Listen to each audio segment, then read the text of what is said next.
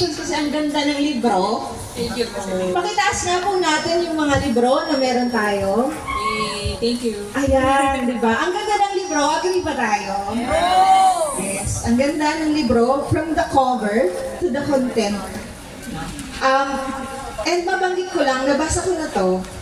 And I must say, napasok na pasok siya dun sa librong hinahanap ko. Ako kasi isa ng mother. And naghahanap ako ng mga libro talaga na para sa bata.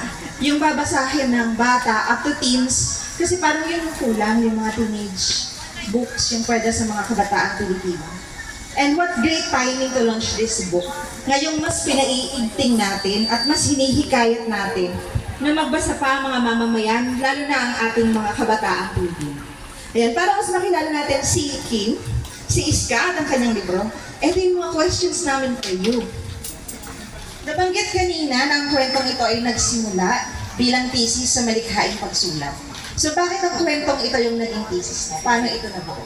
Okay po, thank you for that wonderful question. Kasi sa sa UP Diliman, meron po silang programa na Master of Arts in Malikhaing Pagsulat. Bali yung thesis nila po doon, kailangan mong magsulat ng isang creative book and at the same time poetics. Tapos bago namin kumpletuhin yun, kumbaga habang nagtitake kami ng mga classes and courses, doon pa lang sinasabi na ng mga prof, ano yung gusto mong i-thesis, ano yung gusto mong i-ambag, yun yung laging tanong sa College of Arts and Letters, yes. Ayan. Ano yung gusto mong i-ambag sa panitikan? Tapos ako, Wattpad writer din ako and nag-start ako ng 2015. So, medyo kabatch ko din yung ibang Wattpad writers. Pero parang at the same time, sabi ko, medyo gamay ko yung pagsusulat ng nobela. Ngayon, nung nag-take ako ng MA, na-expose din ako sa iba't ibang kinds of panitikan din ng Pilipinas. Meron kaming class doon na Epiko ng Pilipinas, kung saan nagbasa kami ng iba't ibang mga kwentong bayan, gano'n mga folktales. Sabi ko, pwede naman palang magsulat ng nobela na nag-feature at nagpapakilala din ng mga kwentong bayan. So, doon siya nagsimula. So, tapos gusto ko rin kaya babae rin yung bida kasi marami rin namang babaeng bida, pero nung sinubulan ko siya sulatin, parang mas gusto ko pang ma-amplify yung mga characters na babae din para sa mga teens. Ganun po. Actually, isa yun sa tanong ko kasi parang, since nagsusulat din ako, parang nag-wonder ako na, si Iska kaya talaga yung main character na gusto mo for the story? Siya ba talaga yung unang nakita mo na pangunahing tabuhan? What if Isko?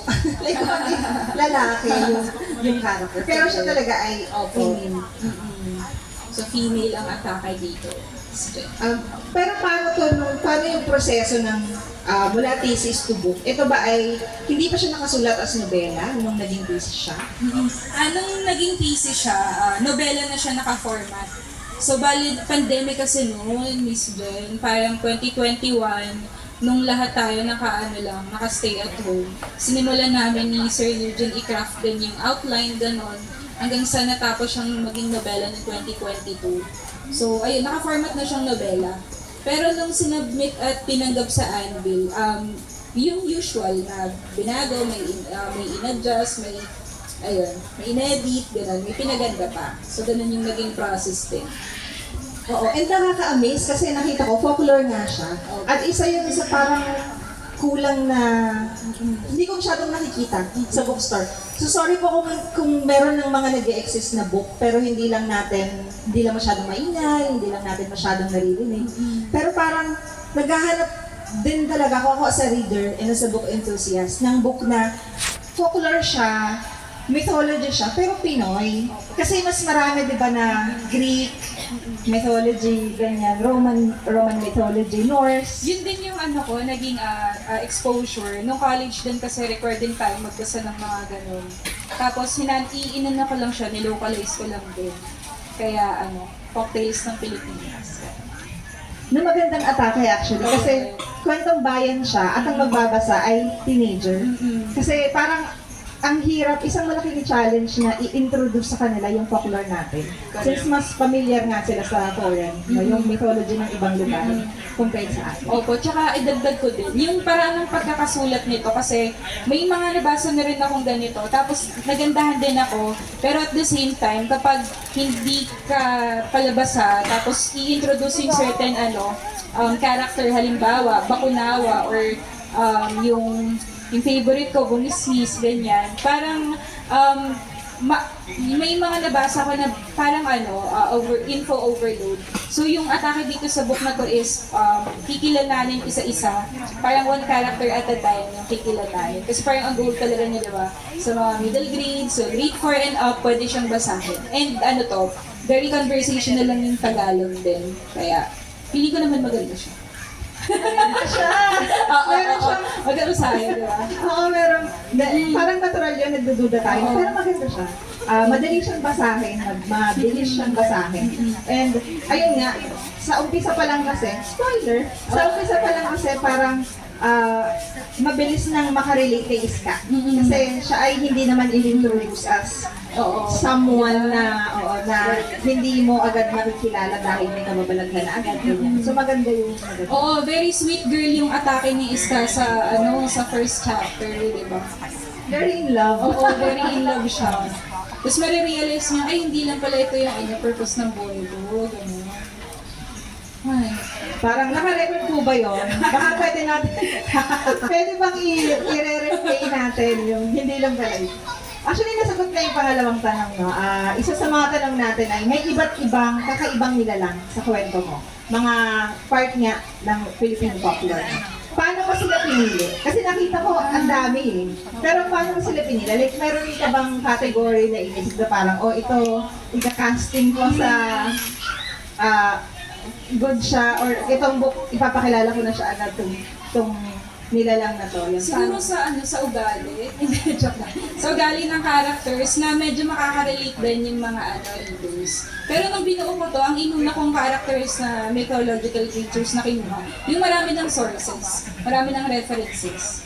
Para madali na lang i-describe, gano'n, may pakilala pa, ayun. Parang yun din kasi yung isang kulang natin, no? References. Kasi, even ako, pag naghahanap ako ng reference ng folklore, parang mahirap makakuha ng reference books. Tapos yung iba, parang internationally, mo pa kukunin, hindi talaga locally published. So, Anvil Publishing, baka naman ang reference wala ng mga Tsaka if I may add, lang siya, siguro mga 5 to 7 creatures. Pero hopefully, after mabasa yung libro, matatandaan naman. Parang yun yung goal ng book. Ano yung challenge nung, bukod sa research part, ano yung challenge na isulat at ilarawan tong mga nilalang na ito? Madam, yung kasi, di ba kapag sinabi sa UP Diliman, parang laging dapat seryoso. So yung una kong draft nito, parang ang lalim ng Tagalog ng third person point of view. Tapos sabi ng isang critic reader ko, gawin mo siyang mas light lang kung YA to. So yung challenge doon is yung pag-uulit-ulit na revision. Di ba guys, nagsusulat din kayo, di ba? Pag nag-edit ka kasi sa nobela, pag isang kabanata lang yung in-adjust mo, lahat yun babalikan mo. So pag may ina-adjust lagi sa dulo, ganyan, babalikan ko sa unahan. Di ba? Pero masayang proseso naman siya. So yun yung challenge.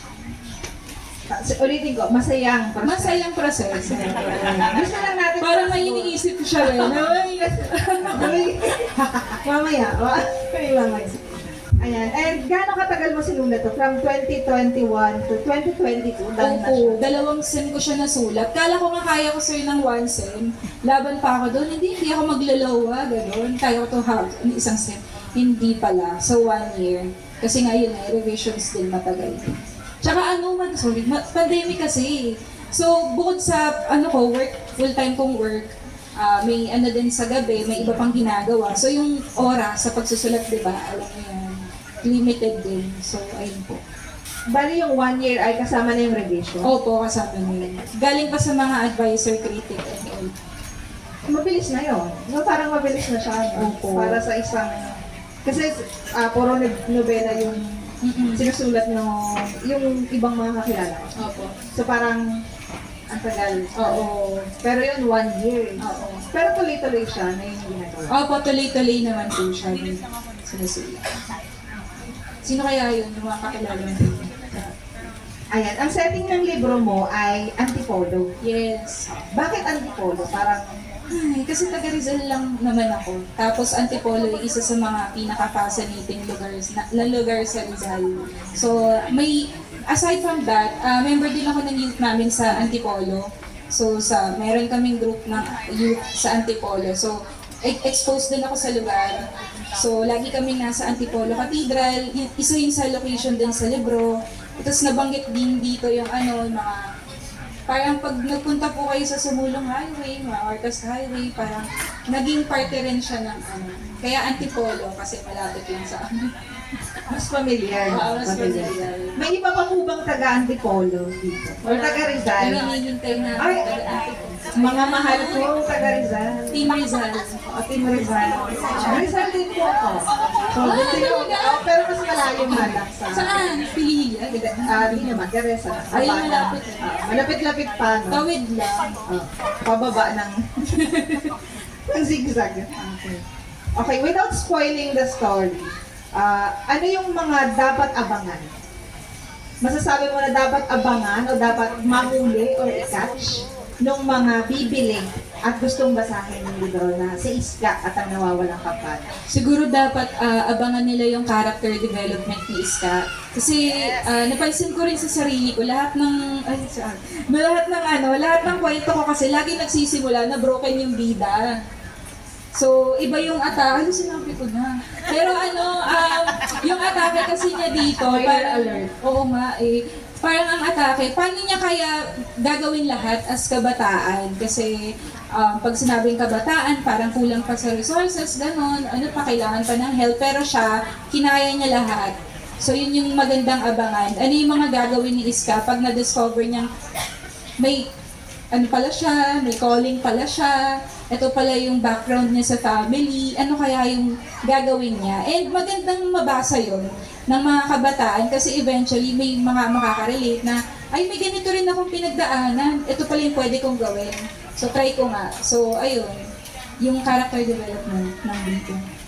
Tsaka makita nila, di ba, na merong mas malaking mundo pa kaysa doon sa currently ay nakikita nila currently ay kung saan sila nag-i-exist. Opo. Tapos ayan, itong kwento na to, since nabasa ko na nga siya, nakaplano ba to na stand-alone work? Or ito ba ay isang kwento na pwedeng madugtungan? Kasi di ba yung title niya, no? Si Iska at ang nawawalang kampana. So parang si Iska at pwedeng maging ibang adventure naman yung... Opo. Pinapressure pala sa ibang... Yun yung pressure ba?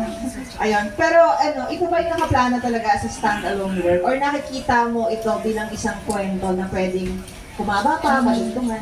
Ang original plan, kung tatanggapin pa rin ng Anvil, talaga siya, trilogy. Kasi nung dinefend ko rin, na kwento ko na rin yung iba pang mga lugar na pupuntahan ni Iska sa dulo.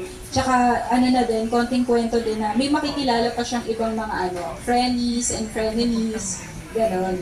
So, trilogy siya. Mas huli. Ay, na-spoil na trilogy siya. So, alam nyo na po, magkikita-kita talaga tayo ng twice pa, no? Twice pa para sa libro. Pero ayun, congratulations, Kim, kasi ang ganda talaga nung libro, from the cover na to the content.